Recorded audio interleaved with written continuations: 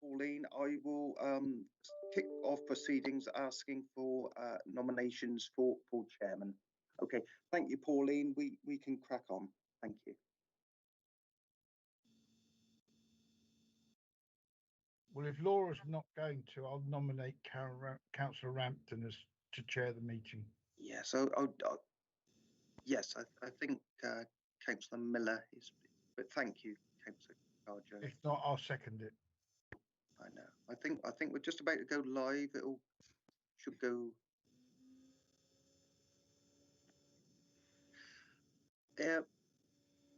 Good morning, all. This is a meeting of the Joint Public Health Board. The first item on our agenda today is the election of chairman. That chairmanship on this occasion will come from Bournemouth, Christchurch and Poole Council. Can I ask for nominations for chairman, please? Yeah, please could I propose Councillor Karen Rampton? Thank you. And can I have a seconder? I'll second that. Thank you. Thank you very much. On that basis, Councillor Rampton, you are elected chairman for this meeting. Thank you, David, and thank you, Laura and Graham, for your nominations. Item 2 on the agenda is appointment of vice chair. Do we have any nominations? Well, I'll nominate Councillor Miller as vice chair if Councillor Kelly doesn't. Thank you, and I will second that nomination. Thank you. Thank you.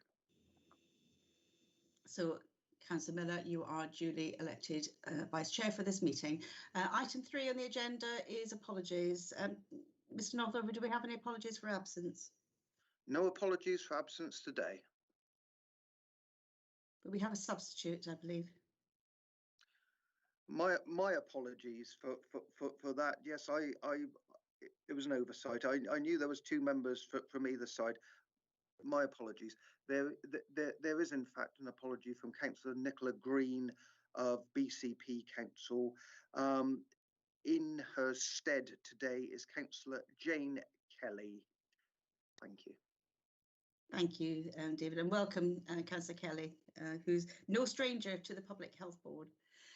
Item 4, declarations of interest. And do any members have any interest, pecuniary, personal or registerable interest to declare? I have none.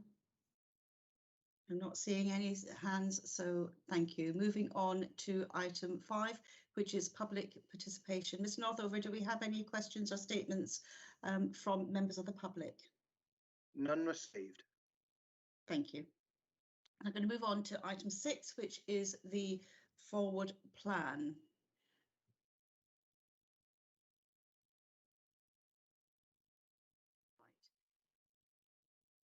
Somebody's had a chance to look through the forward plan. Do we have any changes, any additions, any deletions to what we have here on the plan, or any comments from members or officers? Sam.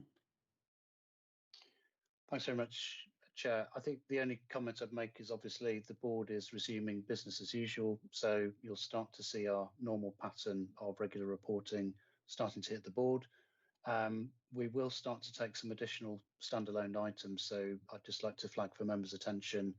In July, we'd like to take a paper not only looking at the recovery of our prevention and public health services, but perhaps talking a little bit about the future of the prevention at scale strategy, as the integrated care system's doing a lot of development work this year, and that's likely to be increasingly important as the system prepares for the legal establishment of integrated care systems in April 2022. And we'll also take a short report in July on our health protection function. We'll probably touch on it a couple of times during the meeting today, but obviously members will be aware we've had to step well over the line of our statutory responsibility around health protection because of the pandemic. And the paper in July will just look at the measures that we've taken as a public health team to look at improving our longer term resilience around health protection through short term recruitment, largely funded through additional government money provided to help us manage the pandemic. We'll also probably talk and touch on the reform of the wider public health system in that paper. So Public Health England is going to be disestablished and the UK Health Security Agency will be created from October this year. So this paper is really about how we maintain that strong health protection function while the wider system changes. That's probably all I wanted to say today. Sam, just a question for clarification. We have on the forward plan recovery of prevention services. Is that the same as prevention at scale strategy, or is that something different? I think this is a two-part paper. So we will be talking about how our prevention services are operating currently, but also looking ahead to the refreshed prevention at scale strategy. Excellent. Are there any questions on the forward plan?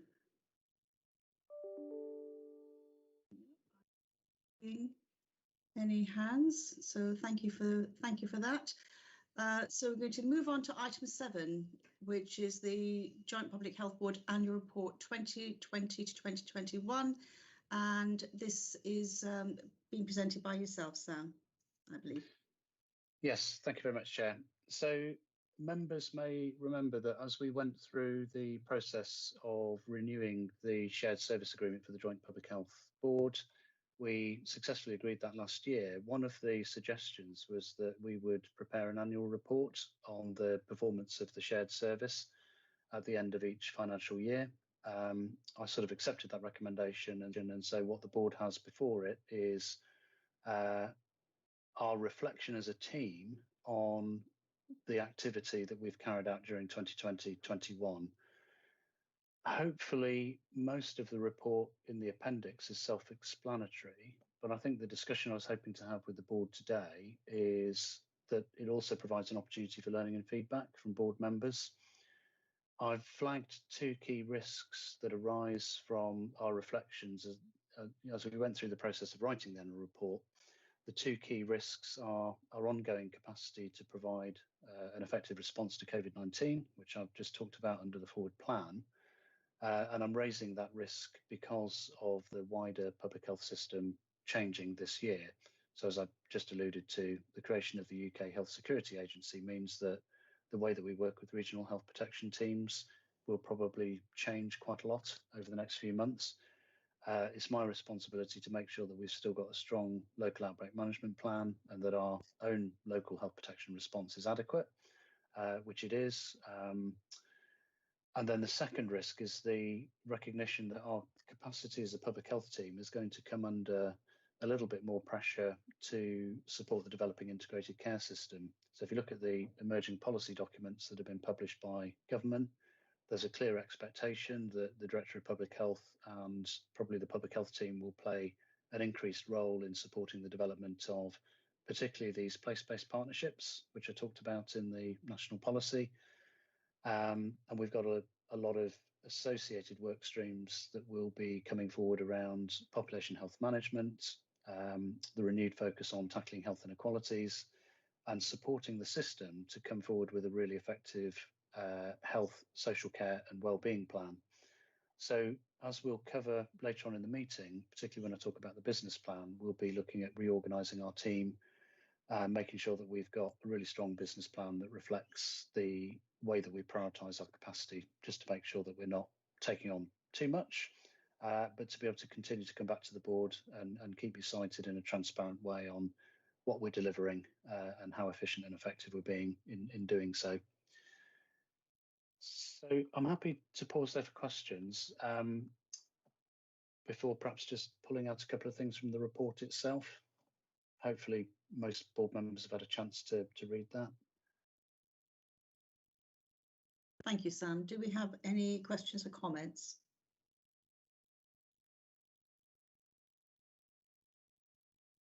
No. Looks like you're getting off very lightly today, Sam. Could I just draw members' attention to a couple of issues in the main report, if that's okay? Paragraph 1.2, when we're sort of talking about the main response to the pandemic, I think it's just worth reminding board members that there is no statutory responsibility for leading the health protection response. So when public health was established within councils, that responsibility falls squarely to Public Health England, but because of the pandemic being an unprecedented emergency, we had to step over that line, and we're continuing to do so. So I think it's just important the board is aware of that. It was the right thing to do. Clearly, Public Health England couldn't manage the response on their own. But as I've said, looking forwards to next year, that's very much what we're starting to consider in the way that we think about planning our capacity. The other way that the report's written is we use the business plan monitoring main headings, not only to talk about the response to the pandemic, but we did actually achieve some other work as well, which I hope members have had a chance to recognise. In summary, I think a lot of our public health service delivery was affected, quite dramatically in different ways. We couldn't provide face-to-face services. We'll touch on some of that through the health improvement monitoring report that's with the board today. One issue that I did want to pull out and flag was that we had to halt the NHS Health Checks programme, which is a mandated public health programme. The government in November lifted the requirement for councils to provide that as a universal service. So one of the issues that we flagged in business planning for 21-22 is that we need to now think forwards what would be a good model for provision of health checks. We haven't yet decided, but we need to do quite a lot of engagement with the wider system. I think it's likely to be a combination of targeted delivery, particularly in areas most affected by cardiovascular disease. And we will come forward with some sort of universal offer, but it's more likely to be a digital offer. And that way we can be more efficient, we can continue to reach the population at scale, but we feel it's going to be really important to focus that service on some particular communities. I think it's important to realise that most of our providers under the Health Checks programme are primary care practices, and at the moment their ability to offer that service through a contract with us is hampered because of their involvement in the vaccination programme and the recovery of primary care. So we've got some thinking to do as we go forward. And the only other point I just wanted to make was a thank you, really. Towards the end of the report, you'll see that we've included some content about the activities of our supporting services. So the public health intelligence, business support and communications teams don't often get much exposure in the Joint Public Health Board because they're not connected with direct delivery. But I think through the pandemic, they've been indispensable, and coordinating the communications between the national messaging, 2 unitary councils, the strategic coordinating group and LRF partners, as well as the integrated care system, was no mean feat. And I'd just like to pay tribute to Kirsty Hillier and her team. Kirsty was our head of comms, and she's now leaving for a new role. She's going to be head of comms for the Dorset Integrated Care System. But I'd just like to personally thank her through the board for her work this year and the leadership that she's provided to the team, and wish her all the well for the future. Thanks, Sam. Can I just pay tribute to yourself and to your team and to everybody connected with the team, because I think the response to the pandemic locally has been absolutely outstanding, and in particular the vaccination programme. And I'd also like to pay tribute to all those volunteers who stepped up, who came forward, and we probably couldn't have done it without those volunteers.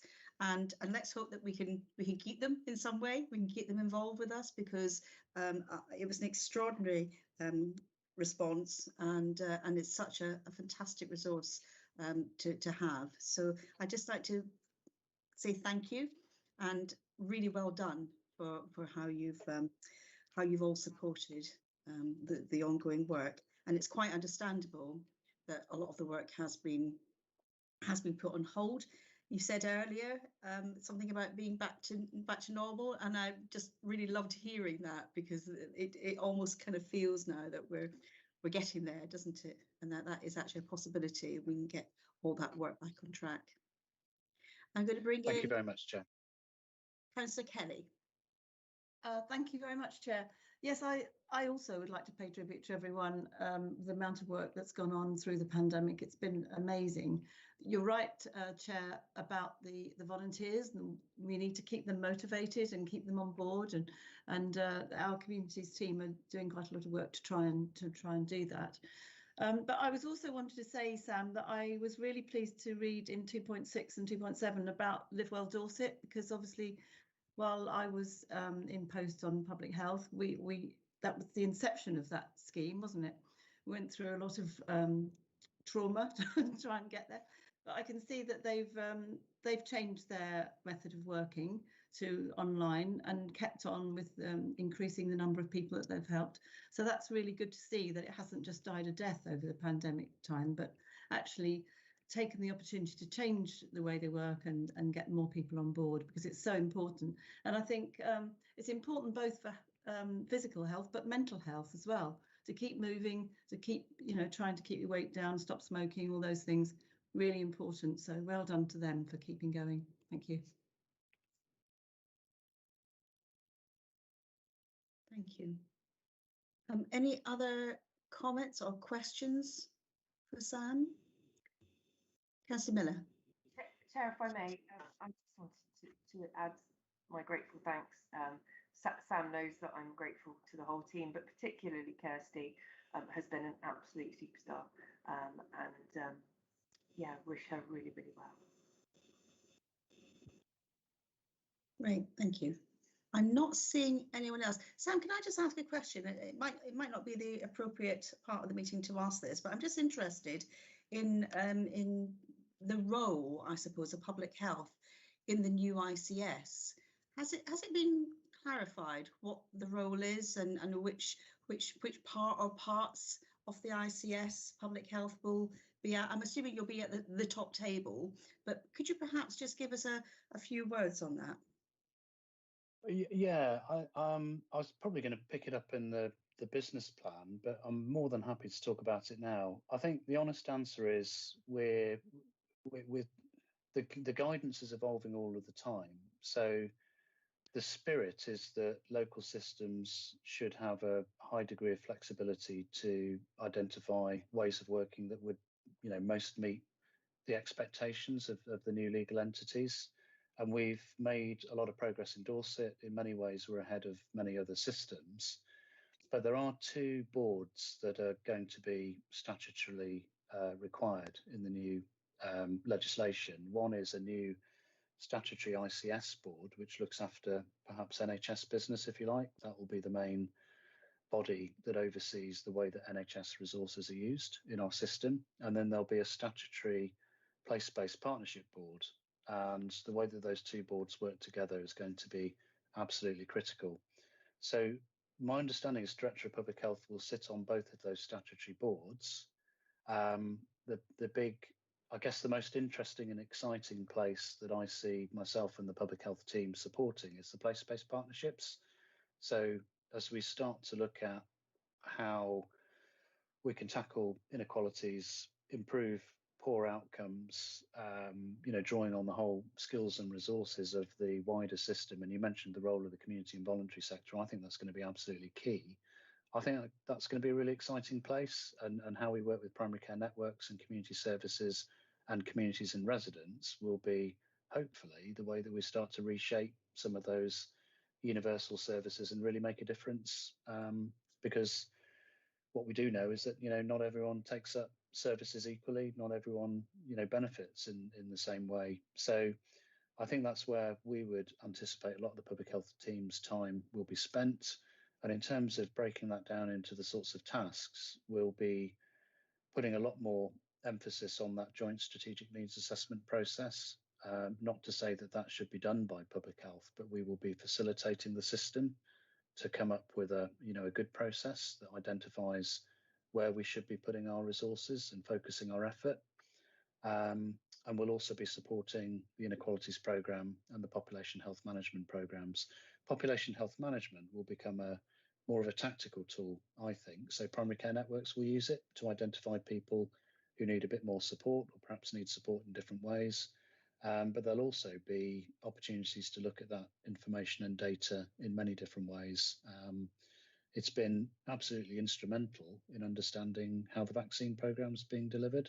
So the data that we get through the Dorset Insight and Intelligence Service has been absolutely key in understanding, the success of the vaccine programme, who's taking it up, but more importantly, where those gaps exist. So if you do look across our communities, there are some communities where take-up has been less, but that's enabled us to plan effectively and understand how to deliver interventions to, with the aim of increasing and maximising uptake. So I think that's going to be really key going forwards.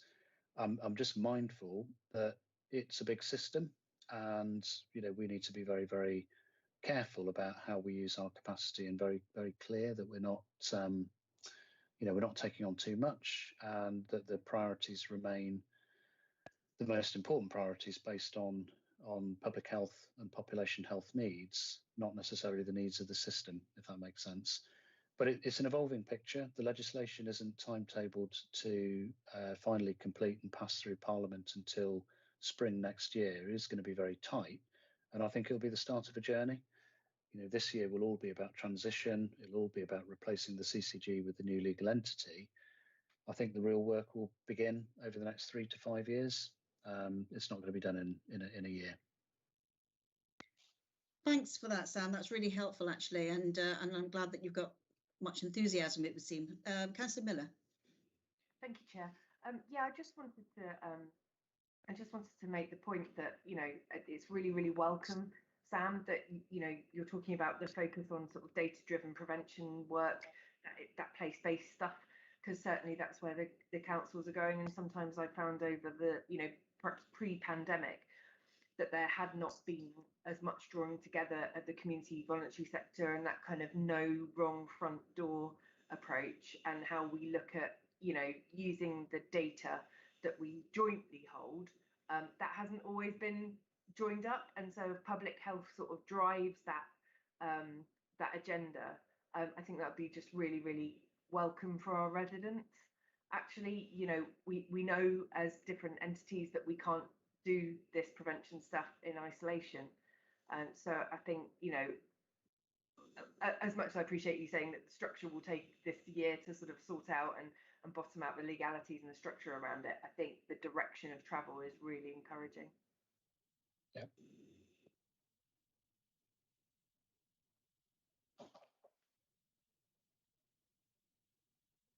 I was on mute. Is there anybody else who'd like to comment? Or shall we? Are we ready to move on? I'm not seeing anyone showing, so we're going to move on to item 8, which is the finance report. And Shan, are you delivering that report to us? I am, thank you, Chair. So I'm just going to share some slides with you, if that's okay.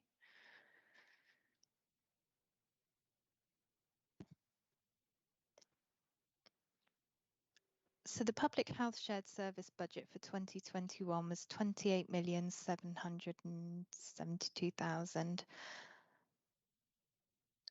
Sorry, the outturn, for the year was 27,742,000, and after giving back £1 million of anticipated underspend to local authorities, the remaining £1 million underspend was transferred to reserves. So the reserve position now stands at £1.9 million. £443,000 of that is committed for prevention at scale. £1.4 million of that is uncommitted reserves. So indicated in plans for the prevention at scale reserves were agreed in 1920 for delivery. Due to the impact of COVID, plans against this haven't progressed, and they've progressed more slowly. An initial estimate of costs have been included within the forecast, which you'll see later in the paper. At the last board meeting, there was an agreement that around £340,000 of uncommitted reserves could be used to kick-starting our community health improvement services post-COVID, and work currently continues on this. The contained outbreak management funding is that this must be spent within 21-22, and some of the additional costs within the team are currently funded through this fund and may continue into 22-23. The uncommitted reserves will provide a contingency to cover this going forward into 22-23. So the grant allocation for BCP is just over 20 million and has had an uplift in year of 287,000. And the Dorset Council is 14.2 million and has had an uplift in year of 142,000.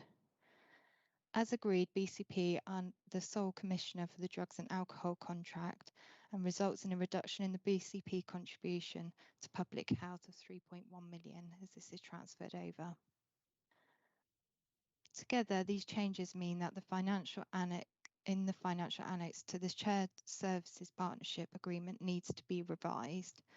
And this also provides an opportunity to meet the original commitment of both councils as part of the medium-term financial plan to retain £1 million by the councils for investment in public health services outside the shared service. So this therefore provides a total shared service budget of just over £25 million. The current 21-22 forecast is currently looking at £523,000 overspent.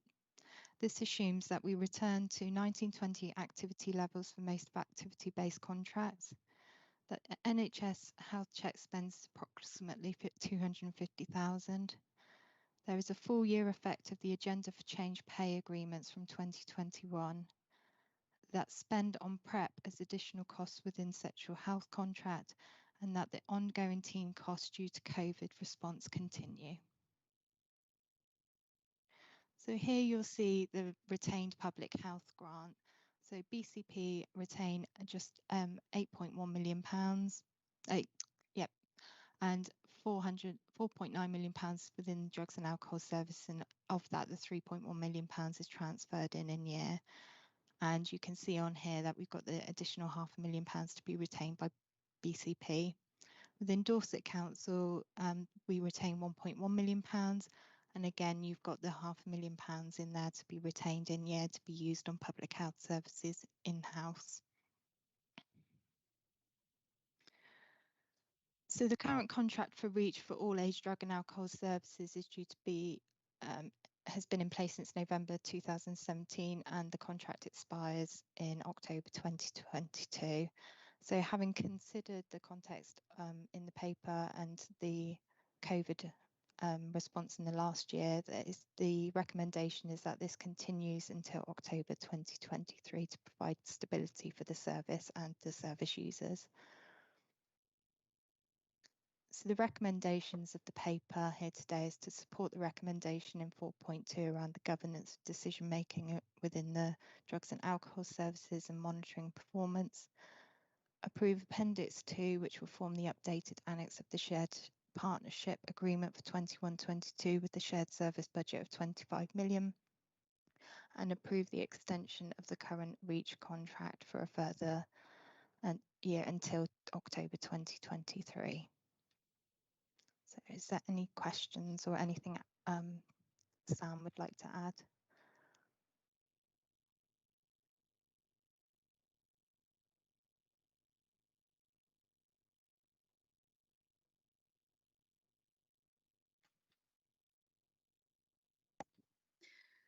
Sam, sorry, I was on mute again.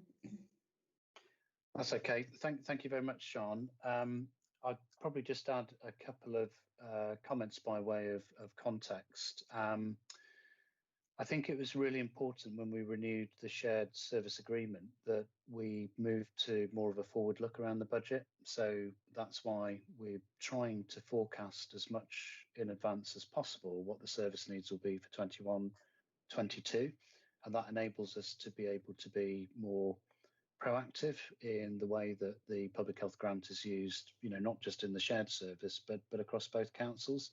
So it's really important that we committed to that £500,000 return through the medium-term financial plan for both councils. So I'm hopeful that we can continue in that vein rather than reaching the year end and then having to decide what to do if we've got money going into reserves or we're passing back money on a year-to-year basis.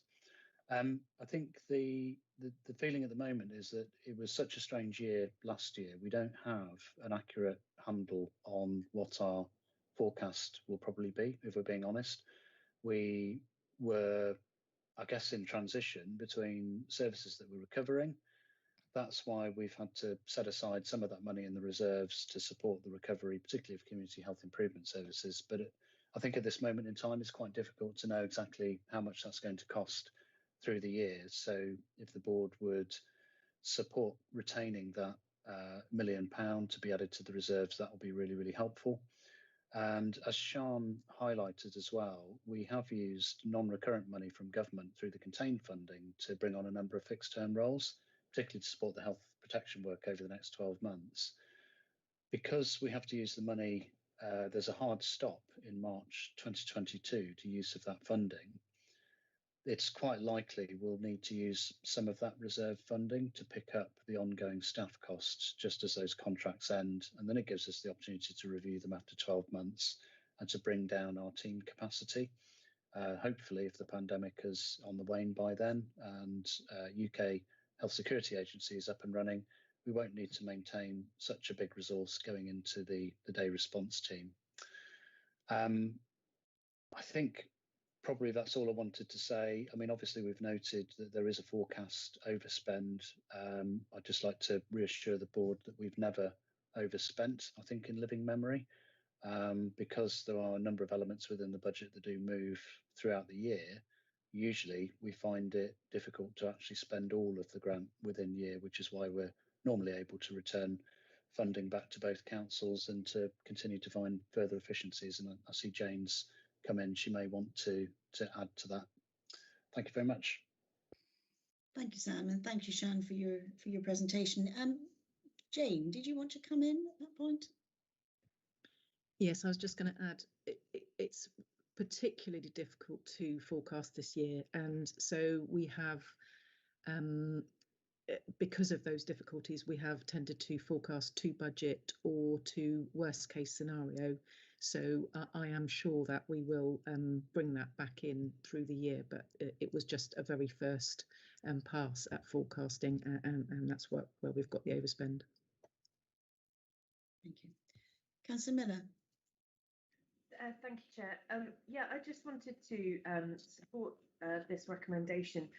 It seems to me that the financial position, although Sam obviously has highlighted that it's very rarely overspent, in fact, very rarely spent, but it does seem to be quite a prudent set of recommendations, and particularly the extension of the REACH contract. I think that seems, at the moment, you know, all of us are looking to stabilise anything that we can after such a strange year. And so I just wanted to say that I think that this seems a very, very sensible report with very sensible recommendations. Thank you, Councillor Miller. I would tend to agree. I think the point about stability of organisations is really key, isn't it? So I certainly would support the recommendations. And there are still so many unknowns at this stage. So I think this board, I don't want to speak on their behalf, but I think this board would be supportive of the recommendations in your report, Sam. I certainly am. Thank you. Are there any other comments or questions?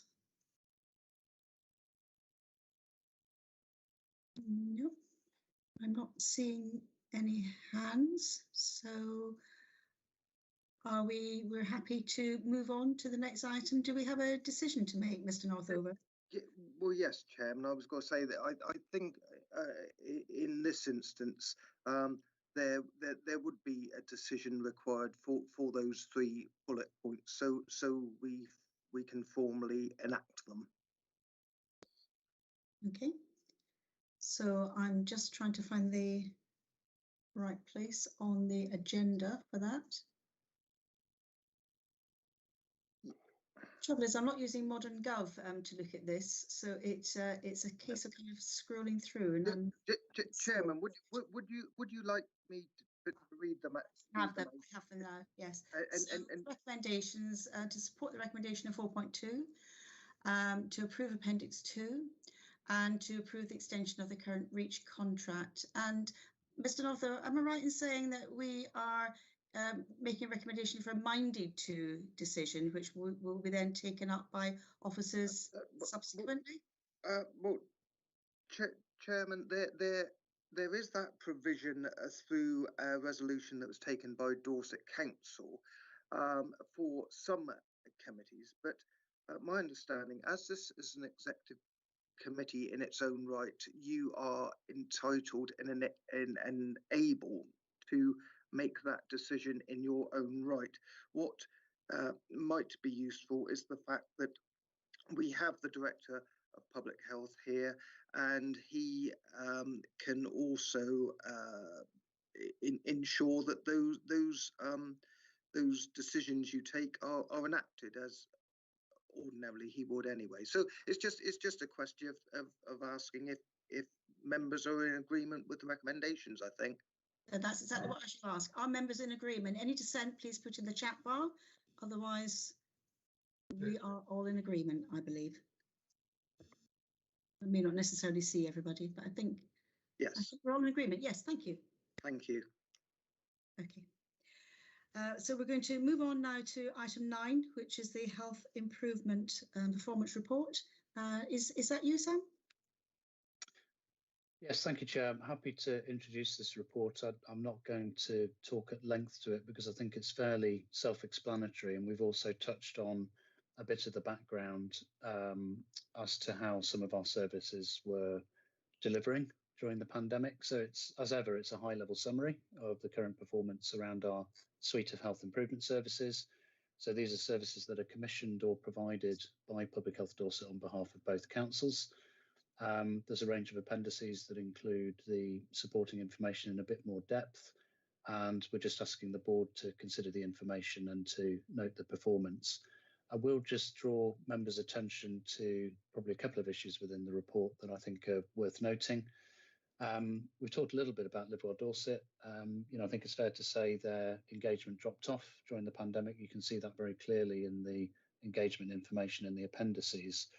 They had innovated fairly successfully. They already had quite a widely used digital platform, but some of the other innovations that they brought on stream during the lockdown periods were arranging for postal delivery of nicotine replacement therapy to support clients who wanted to quit smoking. So it's a combination of digital and telephone delivery with a postal service for those prescriptions. I've talked a little bit about the need to review the health checks programme, which was obviously paused. I think it's important members recognise that there's no formal monitoring of that service. So usually we would provide quite detailed information about the number of people that had received health checks and some of the activity that had happened as a result of those checks, but that's been completely paused. We will be looking at developing options for that service over the next year. One of the points I wanted to highlight that the Live Well Dorset team has managed to continue to provide an awful lot of digital online training during this year. So there's some impressive numbers in the report about the number of people that they've reached who provide frontline health and care services to support them to better support people with their health and wellbeing. So around 1,800 people trained this year, and about a third of all allied health professionals in the Dorset system have engaged in training provided by the Live Well Dorset service. And we see that very much as a growth area as the integrated care system develops. One of the issues at the height of the pandemic, which was obviously concerning, was the ability to support new families who are having new babies. So in the section that talks about what the Children's Public Health Service has done, you'll see some quite detailed information about how the different visits at different timescales were prioritised. So there's a helpful table in the appendix which looks at the prioritisation, particularly of new baby visits. Nearly 90% of people having new babies were successfully visited by the health visitors, which is really good. But there were some other assessments that naturally dropped off. So you'll see that they do tend to visit for follow-up assessment at a year, and then between 2 years and 2.5 years. It's quite pleasing to see that the catch-up is now well underway. So the proportion of families that are having that 2 to 2.5 year assessment is rising as the service has recovered, and obviously we'll continue to monitor that recovery. But it's quite clear you can see the face-to-face drop-off in those stats in the plan. So I'm hoping that members have found the information useful. Obviously, we'll continue to monitor this as we get back to business as usual, and we'd expect the performance of most of those services to return. So I'm happy to take any questions from members. Thank you, Sam. Do we have any questions? Councillor Miller. Sorry, just a quick one. Sam, you mentioned with the health checks for new families, as things start to get back to normal and those face-to-face checks start to ramp back up again, we will be sort of keeping in touch with the data on, because presumably if people have missed those checks, there might be some fallout from that, and we might expect to see other services need to sort of step in to support those families potentially. And will we sort of see that data coming through over the next couple of months to this board, or how does that get monitored? Yeah, I think it's a really good question. So there's a number of ways that we can monitor outcomes through the main contract. So if you remember, we retendered what was formerly health visiting and school nursing into a more integrated service. And we've been doing a lot of work with the provider to try to get better information back on actual outcomes rather than just activity. So the first way that we'll get a sense of the success of the service is through monitoring those 4 outcomes around supporting mums to quit smoking in pregnancy. There's a physical activity outcome. There's an outcome around perinatal mental health, and also children's emotional health and well-being. But the national mandated checks are also aimed at making sure that we continue to have a really high proportion of children reaching that readiness for school indicator. So that's the broader indicator where this service would work quite closely with children's services and wider colleagues to make sure that families are, supported as much as possible. And if there are any signs of or need for additional support, then the health visitors work very, very closely with children's services colleagues to make sure that we can get that support into the family. But it's the readiness for school indicator, I think, that's one of the most important. It's always been pretty high in BCP Council. It's improving in Dorset Council. It's pretty good at the moment, but those are the sorts of things that we would look to monitor. And we could maybe have a discussion later on in the year about some of the outcome information. So in relation to the contract specifically around smoking in pregnancy and the other indicators I mentioned, I think it'd be worthwhile looking at those in more detail. Thank you, Sam. Just a comment from me, as obviously we've had to do such a lot online, haven't we? And you said about online training and so on, and that's been necessary and obviously been effective.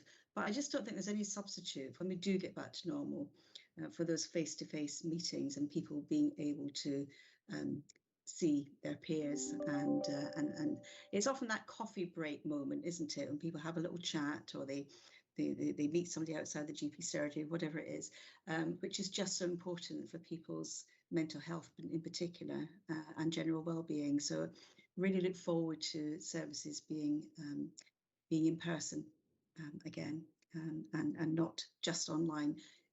Useful tool though it is, it doesn't replace it, does it? Absolutely. So, any comments or questions from any members or officers? I'm not seeing any hands. Is there a decision to be made here, Mr. Northope? I don't want to miss it again. No, Chairman. It's to comment as you have, and to note what's happening. And I'm happy that we've done that. So thank you for that, Sam. And we're going to move on to item 10, which is the business plan. Thank you very much, Chair. So, as usual, we like to come to the board and to develop a sort of high-level presentation, if you like, of our thinking around our business planning. And then in subsequent boards, you'll start to see that regular monitoring report, which we usually take, which is normally an Excel spreadsheet and RAG rated. But this document that you have before you today is very much intended to set out a high-level vision for our thinking as we recover our services, but also start to think about how we, I guess, maximise the efficiency and the effectiveness of the team, recognising that we've got some other fairly big priorities to grapple with, not just the development of the ICS, but tackling inequalities and that ongoing responsibility around outbreak management. So it's designed to sort of capture what we think is coming down the track in terms of those additional responsibilities. We've reflected the sort of national changes that are also going on this year. So the wider transformation of the public health system, what that might mean for our ongoing COVID-19 response, the importance of recovery. So when we get involved in things like joint strategic needs assessment, we're not just doing that static assessment of the population's needs, but we're thinking through what might need to be pushed forward a little bit more quickly because of the pandemic. And above all, use this document as an engagement tool to explain to partners in the system what they can expect from the Public Health Service as we go forward over the next year. It would be really good if we could have that as a conversation with the system. So, you know, if board members see anything in the initial business plan today that needs further discussion or that you'd like more information on or even to challenge on, it's the opportunity to have that conversation to then shape what we do in the formal business plan monitoring. It also provides a tool for us to do further work within the team. So it's always been really important to me that we have that sort of pyramid of objectives that's tied back to the business plan. So as I agree objectives as Director of Public Health with my direct reports, the chief executives, then that needs to also flow down and be reflected in the way that our consultants and our heads of programs and other members of the public health team, and important that we tie that back to the business plan. So there'll be a really important exercise over the next couple of months to make sure that we've got that planning within our team and that we're confident that we can provide the right level of capacity and support to get some of those things done.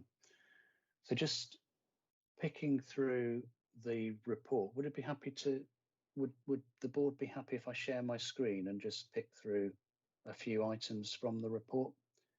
If you bear with me, I'm using two screens at the moment, so it might take me a moment just to get this lined up. So while you're doing that, I just want to say I really like the layout and the format of this report. It's really clear and easy to read. So I didn't Excellent. put it together. Did you do it in your downtime? Well, it was a team effort, I'm pleased to say. I am joking because I realise you have no downtime. We haven't had a lot of downtime, but one of the things we have tried to do is to make sure that we've got regular time on a weekly basis with the senior team, so that it's very much an effort, collaborative effort, and the design was done by Lucy Mears, who is going to sort of take over from Kirsty and lead the comms team. So I'll just pick through a couple of key slides. Is everyone able to see that on their screen? Yeah. Yes, thank you. Great. Thank you. Okay, so one of the downsides of using two screens is that I can no longer see any of you. So if you've got comments or questions, you'll have to say it verbally because I can't see hands up at the moment. This section of the plan I think is really helpful for us in the system and also for the team, because it sets out very clearly, you know, what we aim to do, which is protect and improve the health and well-being of the population of Dorset and reduce health inequalities, how we achieve it. We've continued some of the themes in previous business plans. You know, we like to think that we operate as an effective, efficient and equitable public health service. We're a good system partner. We use data and insights to the best of our ability to support the system, to improve our efforts and increase our efforts to improve health outcomes. And the last point is really important, which is, you know, working with people in the system to develop that ownership and make sure that change is lasting. So we've moved over time from perhaps offering advice from a technical position to working much, much more closely with people in the system to develop that level of ownership so that we can secure change rather than being around the table sort of telling people what to do, if that makes sense. And, you know, we're here to influence that system-wide and partnership working to improve outcomes, commission and directly provide services, and work with other organisations to embed prevention at scale. And those 3 bullet points remain our high-level strategy, if you like.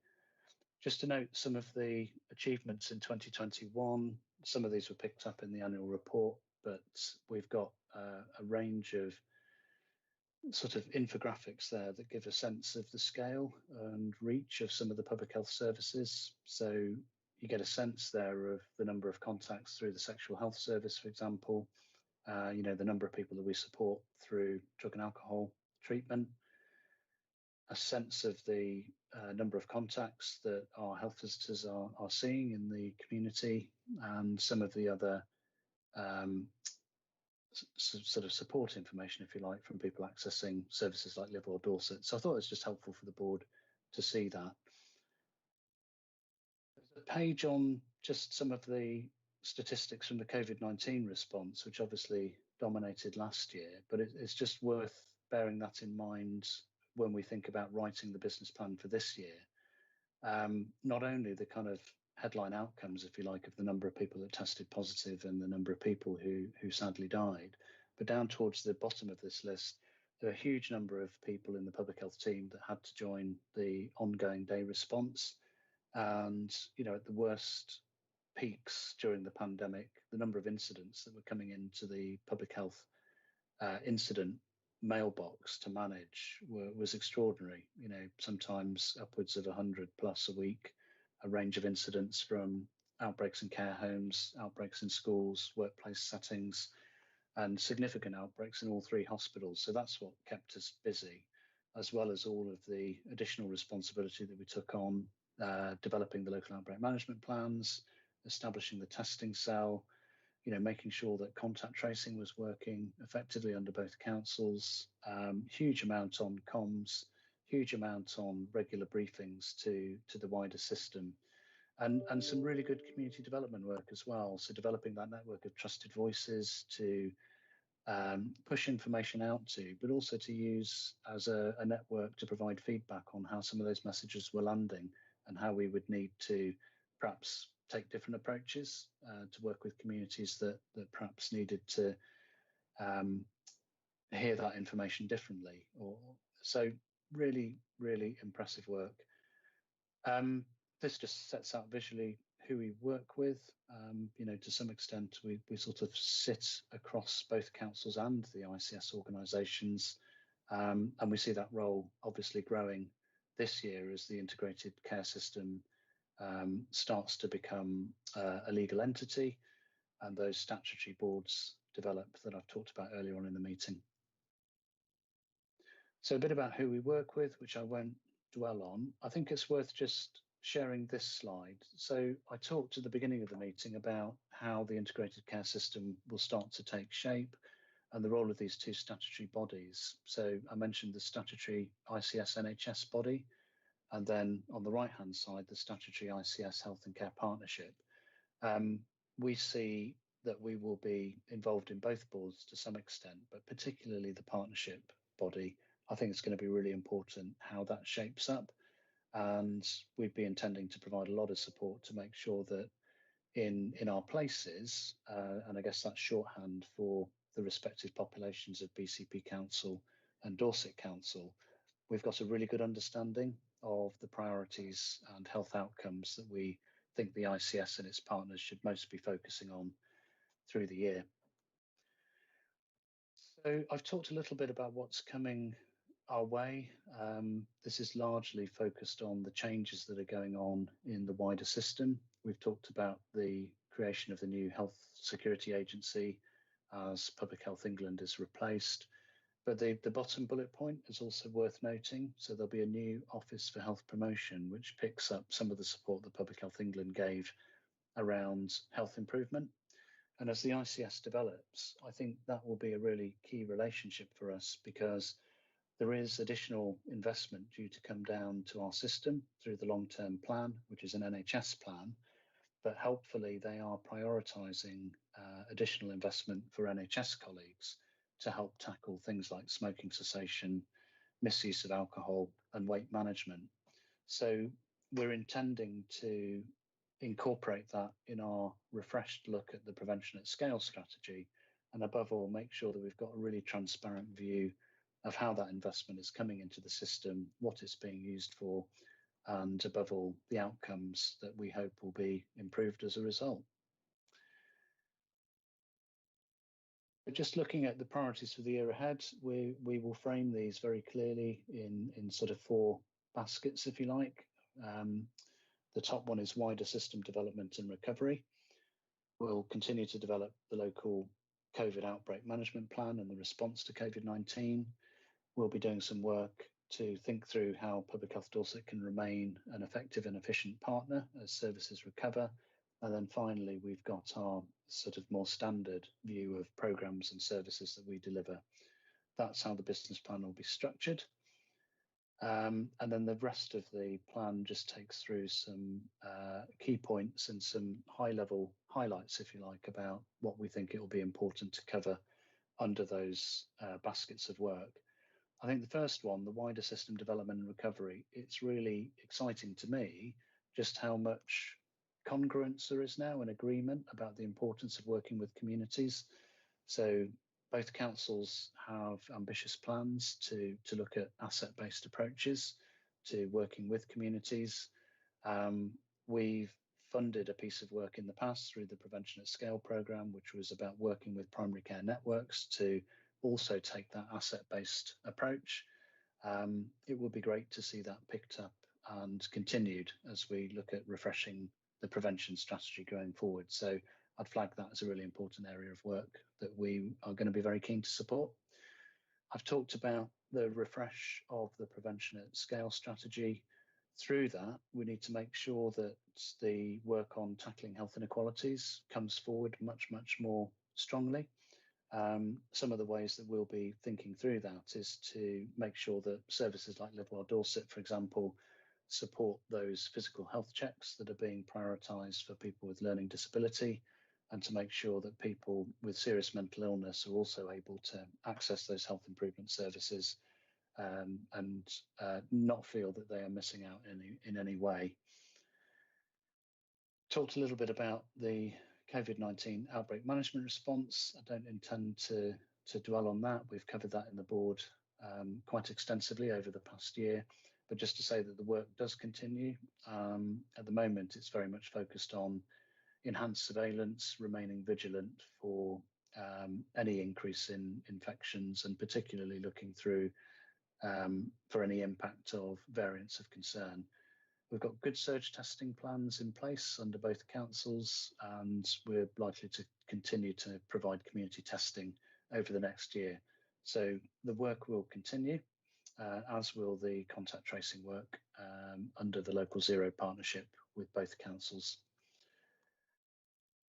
Programmes and services, we've got some work to do. As I mentioned, reviewing Prevention at Scale, looking at refreshing those programmes, making sure that the priorities are right, and ensuring that we've got the right capacity to continue to provide the leadership and support to those. In particular, I think we'd be very keen to look at restarting the locality-based support that we offered to primary care networks and communities. So that will be a big feature of the work. We'll continue to review and make sure that our commissioned services and delivered services are effective, and also look increasingly to how we can provide some of those digitally, as I mentioned, through thinking through how we might provide health checks differently. And as I mentioned, the work around our organisation is just making sure our organisation is fit for purpose, and that we're sighted on being able to put the right capacity in the right place to make sure that we're able to respond to the wider needs of the system as the ICS develops, and also as council transformation starts to take shape and gathers pace. It's really important that we still see ourselves as a high-performing public health team. We're able to recruit, retain talent, and sort of attract the best. We'll be looking at some of our internal development over the summer to sort of pick up on a lot of continuing professional development time that was lost because of the COVID-19 focus. Really keen to actively promote apprenticeships and opportunities for local people to join the public health team. So that'll be a big focus over the next 2 to 3 months, and play an active role in those discussions that are going on about how councils think about the future of the workplace. We've got a big geography to cover one of the benefits of remote working because of the pandemic has been the increased flexibility that we've been able to offer to people in the team. But we're now going to have to think, quite carefully how we move into perhaps a situation where we're returning to work physically, but doing that in a managed way that still enables people to work flexibly, get the most out of people, and feel that they're supported to be able to manage, the other demands on their time, not just work. So taking part in that Dorset Council Workplace Programme is really important to us as we think about how we're best equipped to work in the new environment.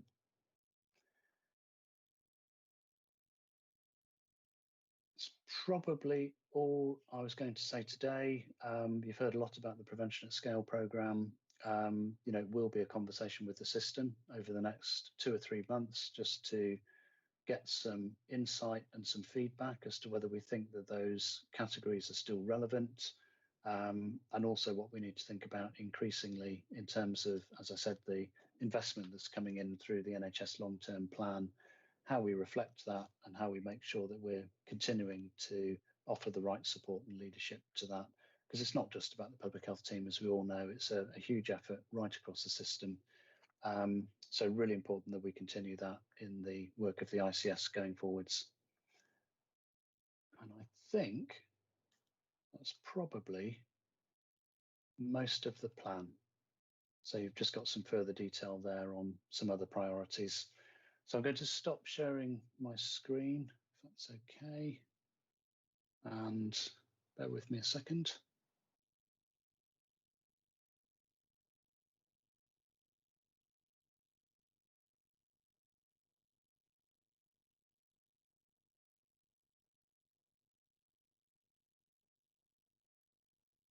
Right, has that come off your screen now? That certainly has. Thank you very much, Sam. It's a really good report and well done. Did you say Lucy? Well, so Lucy did the final design. I think it looks really good. It's really fresh. Yes, well done, well done, Lucy. I've just got a couple of comments, if I may. I'm just jumping in before anybody else. And I'm really pleased that you mentioned ABCD, and Councillor Kelly on the call is our BCP expert on ABCD, and she may wish to make a comment on the progress that we're making on that in a minute. It's not really a criticism, it's a comment. I think you said across Facebook and Twitter you've got 10,000 followers. That seems a bit low, if I'm honest. And having just gone through sort of 3 local elections, 2 by-elections and the PCC election, there was definitely a huge impact from Facebook and Twitter posts on the election. So I wondered if you felt that was a good number, or if you had plans to increase that number.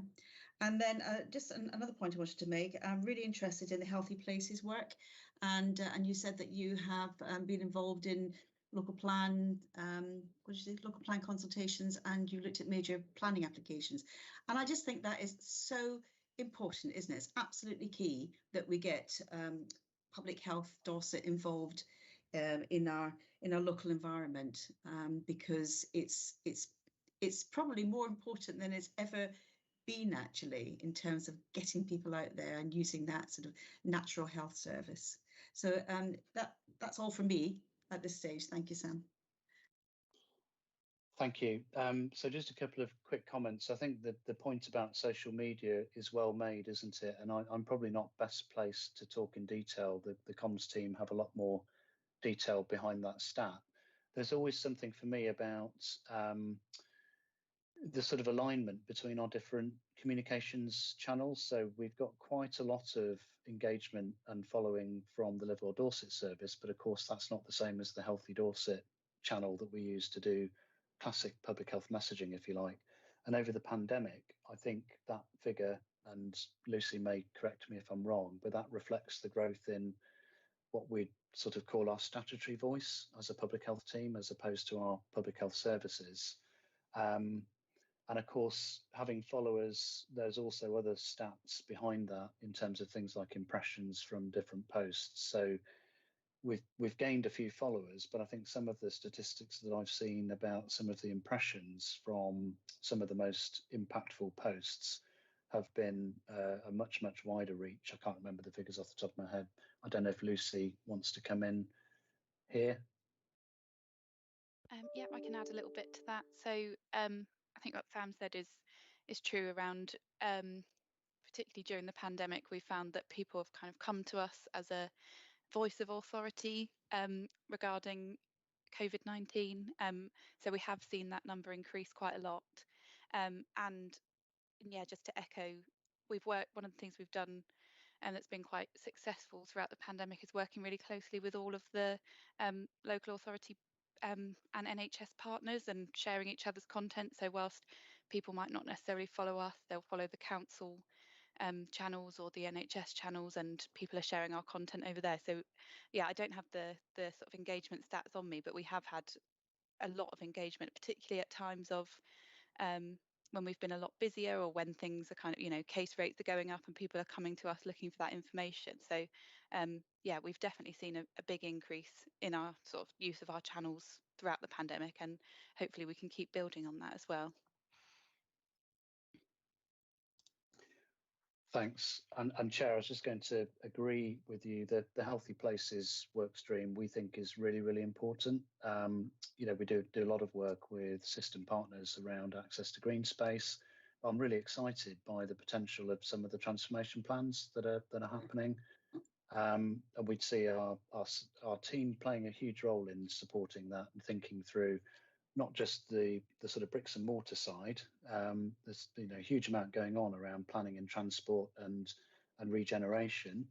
We also want to be plugged in and making sure the people side is being thought through as well. And I'm really pleased, as I've said, both councils hugely interested in that asset-based approach to working with communities, which I think is exactly right. Great, thanks, Sam. I'm going to bring in Councillor Miller. Thank you, Chair. Yeah, at the risk of sounding like the Sam Crone Public Health Dorset fan club, I actually thought, I agree with Karen, I think this is a brilliant piece of work, not least because it's just so clear. And, you know, I'm a huge advocate for, you know, not using tons and tons of corporate speak, and, you know, really looking at how does this stuff affect the people that live here. And I think this sort of draws all that together. And there's a huge amount of content in there. I mean, you know, one of the things that I wanted to highlight is sort of where does this get socialised and how does this get promoted? Because there's quite a few slides in there that I could use as a standalone piece to take to some of my kind of groups or committees or whatever, that would slot in.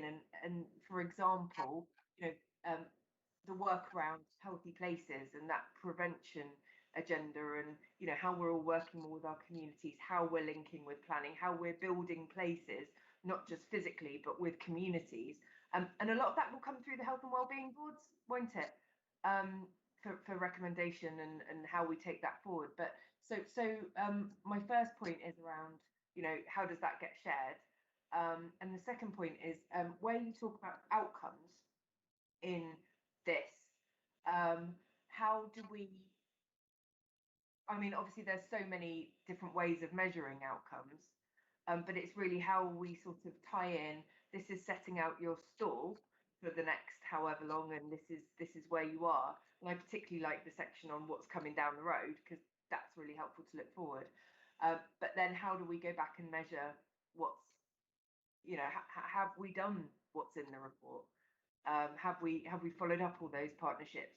So I suppose, is there going to be a conclusion to this, and is that take the form of next year's annual report, or how does that work? Just to socialise it a bit. Yeah, thank you. Two really good points. So definitely we would be looking to take this through the sort of system partners and engage as much as possible. I know I'm sharing it with Dorset Council senior leadership team on the 25th of May. I hope that I could share it with the BCP Council equivalent directors. I think it's a great idea to take it to health and wellbeing boards as well for feedback and comment. It is supposed to be a bit of a conversation, and we expect our business plan will probably iterate as the year goes on, because we're looking for signals back that the balance is right, and, you know, what do partners value in this, because we probably won't achieve everything. It's a case of getting a sense of, you know, where the system believes we ought to be putting the most effort. I think the second point's really important as well. We are continuing the internal work, and on Friday we're having a session with the senior management team to look at what our key performance indicators would be around the business plan itself. So obviously they're not the same as hard outcomes or health outcomes, but we would expect a number of key performance indicators under each of those 4 areas of work. So we'll be having a conversation about what might be appropriate measures to be able to say, you know, we said we were going to do some work on sort of the developing system. What does that look like? What can we measure? And by the end of the year, how successful do we think that's been? So it's a work in progress, but we definitely recognise that to have some KPIs around that would be really helpful. Not a huge number, but just, you know, 2 or 3 quite key measures that can at least be tracked to make sure that we are keeping on track and we're doing what we said that we were going to set out to do at the beginning of the year.